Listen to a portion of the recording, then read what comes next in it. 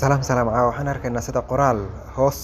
kor ilaa hoos u socda geeskiis loogu qoro ama base transpose looga dhigo transpose waxa ayaan isticmaalanaa kadib qoraalka ayaan marka hore wada doorananaa right click ayaan leenahay special paste ayaan leenahay halkan paste code line ayaan saas ugu tagaynaa special case taan tagaynaa korka special case click ayaan leenahay kadib waxaan ka sii dhex dooranaa halkaas hoose ee transpose ay ku qoran tahay click ayaan leenahay okay ayaan leenahay kadib geeskiis iyo noogu wadaya xaq qoraal inaan mar labaad qoran nooguma baahno ma fahamteen markaas saas ayaan geeskiiska ugu qoranaa badana qoraalada hoos u socda ayaa loogu talagalay in geeskiis loogu wado